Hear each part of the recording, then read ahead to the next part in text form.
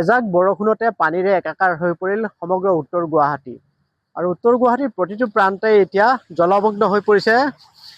যি শেহতীয়াভাৱে কিনকিনীয়া বৰষুণ হৈছিল সেই বৰষুণতে এই ধৰণৰ অৱস্থা এটা হৈছিল। দেখুৱাইছোঁ মই উত্তৰ গুৱাহাটী মহাবিদ্যালয়ৰ পৰা। উত্তৰ গুৱাহাটী মহাবিদ্যালয়ৰ সন্মুখত এনেধৰণৰ কৃত্ৰিম বানৰ বাবে এতিয়া যাতায়াত বিঘ্নিত হৈ পৰিছে। বিভিন্ন সময়ত দুৰ্ঘটনা সংঘটিত হৈছে আৰু এই যি উত্তৰ গুৱাহাটী মহাবিদ্যালয় হওক বা উত্তৰ গুৱাহাটীৰ বিভিন্ন প্ৰান্তত যি কৃত্ৰিম বানৰ সমস্যা, সেই সমস্যা দীৰ্ঘদিনীয়া সমস্যা। এই সমস্যাটো আচলতে সমস্যা হৈয়ে থাকিল, কোনো ধৰণৰ পদক্ষেপ নল'লে। প্ৰশাসনৰ লোক বা চৰকাৰৰ প্ৰতিনিধি আহে, কিন্তু তেওঁলোকে কোনো ধৰণৰ পদক্ষেপ নলয়, যাৰ বাবে এই সমস্যাটো দিনক দিনে জটিল হৈ আহিছে। আৰু আছে স্থানীয় লোক। কেনেকুৱা পানী কেনেকুৱা? পানীটো বহুতেই হৈছে। এই পানীটো এতিয়া গাড়ী চলাত দিগদাৰ হৈছে। ড্ৰেইন নাই নেকি বাৰু? ড্ৰেইনটো আছিল, তথাপি পানী নাযায়।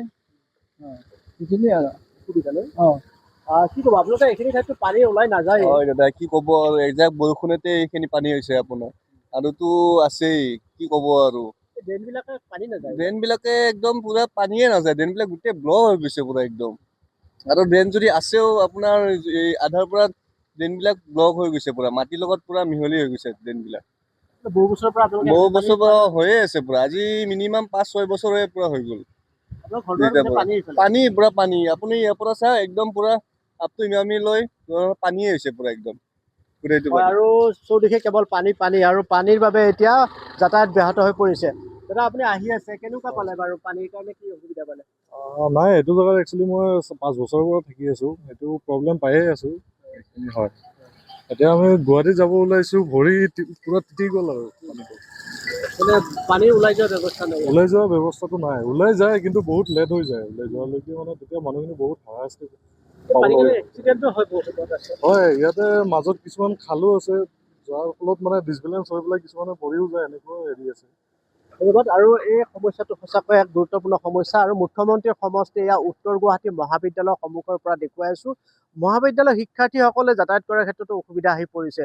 আৰু বছৰ বছৰ ধৰি আমি দেখুৱাই আহিছোঁ নিজ দিনৰ দৰ্শকক এনেধৰণৰ এটা পৰিৱেশ, আৰু এই পৰিৱেশৰ সৈতে সহাৱস্থান কৰিবলগীয়া হৈছে উত্তৰ গুৱাহাটীবাসীয়ে।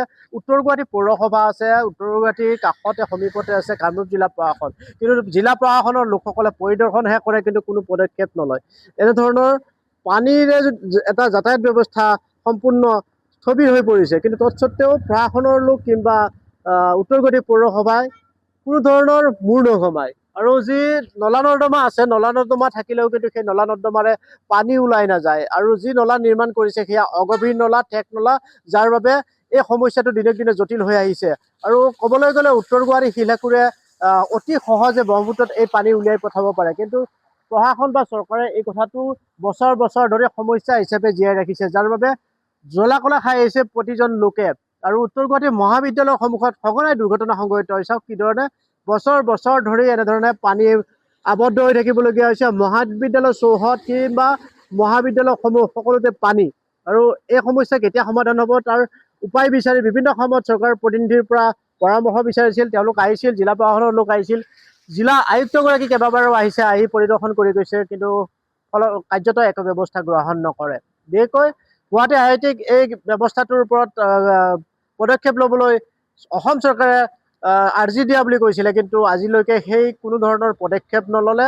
আৰু আচলতে ক'বলৈ গ'লে প্ৰশাসন চৰকাৰৰ গাফিলতিৰ বাবে বছৰ বছৰ ধৰি উত্তৰ গুৱাহাটীবাসীয়ে এনেধৰণে জ্বলা-কলা খাবলগীয়া হৈছে। কেৱল উত্তৰ গুৱাহাটী মহাবিদ্যালয়ৰ সন্মুখতেই নহয়, প্ৰতিটো প্ৰান্ততেই আমি যদি চাওঁ, প্ৰতিটো প্ৰান্ততেই এনেধৰণৰ পানীৰ আবদ্ধ হৈ পৰিছে। এজাক বৰষুণতে যদি এনেধৰণৰ পৰিৱেশ হয়, আৰু পৰৱৰ্তী সময়ত কেনেধৰণৰ কথা আহিব পাৰে সেয়া চিন্তনীয় বিষয়।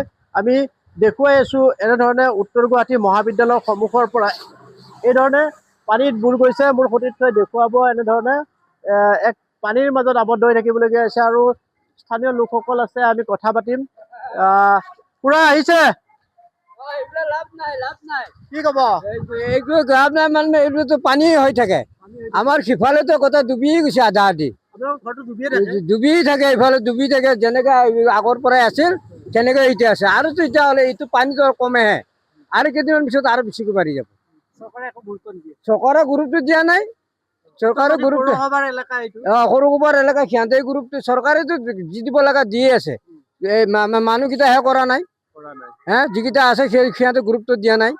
কিয় দিয়া নাই সিহঁতেহে জানিব এতিয়া আপোনাৰ ঘৰ দুৱাৰটো চব ডুবি থাকে ডুবি থাকে এই ৰাস্তা গোটাই ডুবি আহি চাওক মই চেণ্ডেল খুলি কেনে আপোনাৰ ঘূৰি আহিছোঁ কি ক'ব চৰকাৰক চৰকাৰে কি ক'ব আৰু চৰকাৰৰ কি দুখটো আছে এতিয়া মানুহকেইটা যদি নকৰে চৰকাৰক মানুহ দিছে সিহঁতেহে চাব লাগে সেইটো চাব লাগে সিহঁতে চাব লাগিব আলপৈচানটো সিহঁতেহে ধৰিব লাগিব ক'ত কি ইছ্যু হোৱা নাই হা এইটোতো আপুনিওতো কৰিব নোৱাৰো আৰু আমিওতো কৰিব নোৱাৰো না হয় ধন্যবাদ আৰু হা এনেধৰণে ক্ষোভ বুজাইছে উত্তৰ গুৱাহাটীৰ লোকসকলে কিয়নো এই সমস্যাটো বছৰ বছৰ ধৰি এনেদৰে আছে আৰু এই সমস্যাৰ সমাধান কেতিয়া ওলাব তাক লৈ এতিয়া সময়খন প্ৰশ্ন উত্থাপন হৈছে কিন্তু চৰকাৰ প্ৰশাসনে এই ধৰণৰ ব্যৱস্থা নলয় তেতিয়া সকলোৱে ক্ষোভ বুজাইছে চৰকাৰৰ বিৰুদ্ধে আপুনি বিচৰা বাতৰি পাব কেৱল নিউজ 18 এপত নিউজ 18 এপ ডাউনলোড কৰিবলৈ স্কেন কৰক এই QR কোড গুগল প্লে ষ্টৰতো পাব এই নিউজ 18 এপ